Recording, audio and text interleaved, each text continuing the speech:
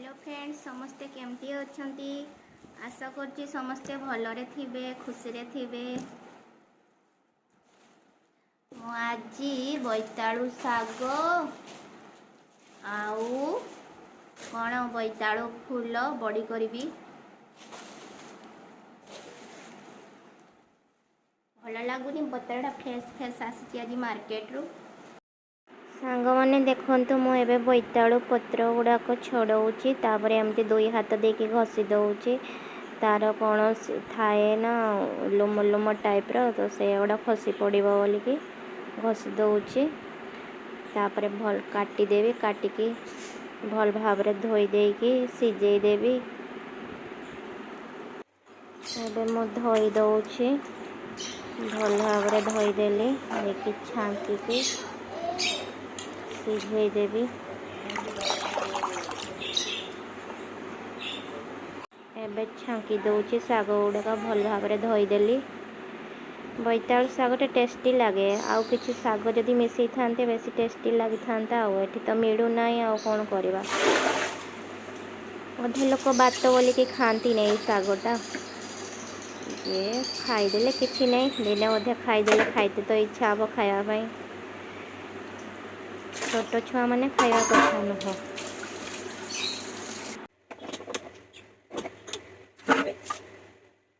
एबे रसुण पियाज गुड़ाक हेमदस्तार छेची दौची देखी शागटा भी सिझी आसलानी छुंकी देवी। हाँ तो आमर एबे तेलटा भी गरम है आसबो गलानी गरम पियाज गुड़ाक पकई दौची छेचा होता पियाज रसुण गुड़ाक भावुची आज टे लंका खाइबे बोली लंका देवी कंचा लंका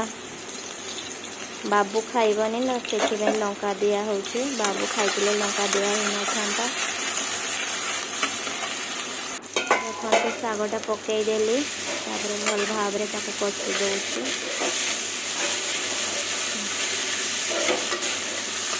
शागटा हो गला सुंदर। एबे फूल गुड़ाक बोईतालु फूल गुड़ाक छड़ाऊँगी ताकू बड़ी करी अरुआ चाउल देकी काली राति अरुआ चाउल भिजई थी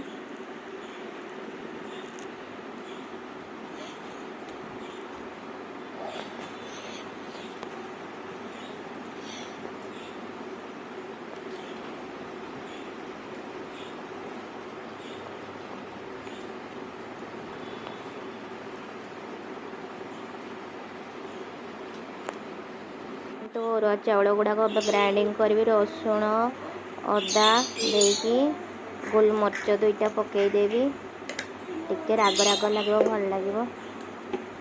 सब मसला गुड़ाक ऐड करदेली लुण दे दौची सब भल भाव घोड़े दे सारदेली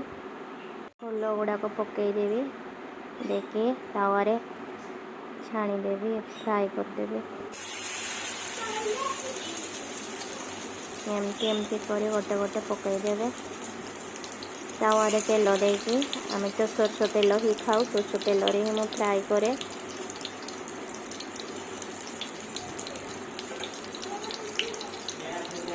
देखते केते सुंदर हो गला टिके क्रुंची हेले भल लगे से क्रुंची कर देछि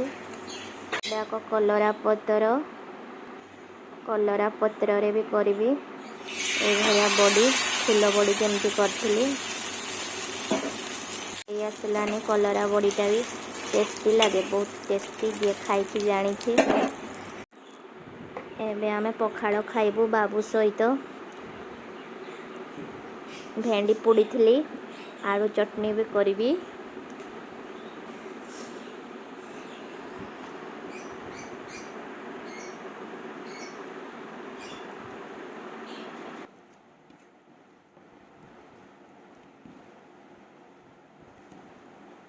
बाबू एटा खाइबो बाबू भेंडी खाइबो नहीं खाइबो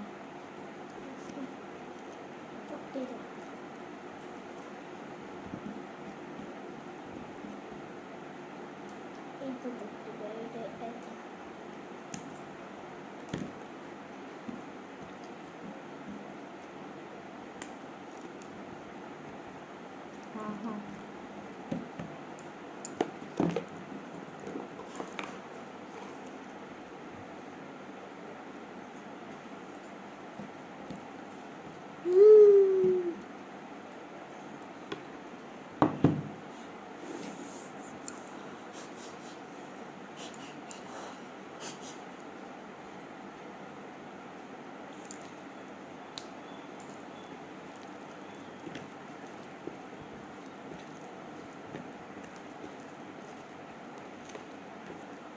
आलू खाइबो बाबू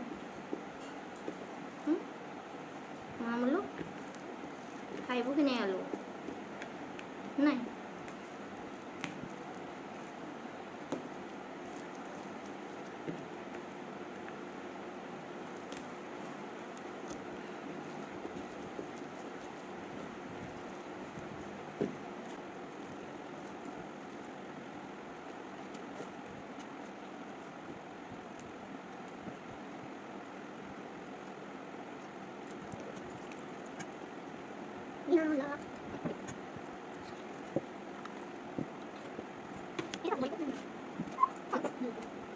देखो बाबू मु खाऊचु बाबू खाली भात ही खाए किसी भी सब्जी खाएनी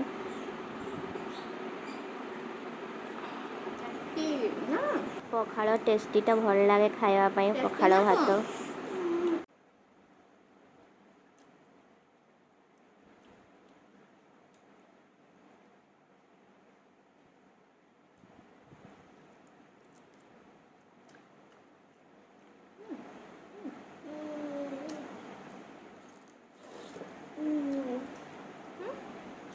ठीक है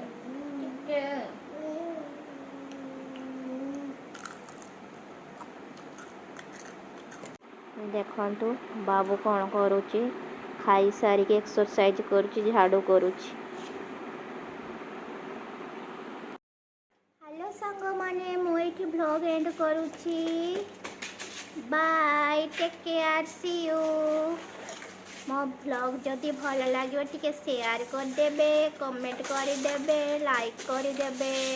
जदि भल न लगे किसी करेनि आउ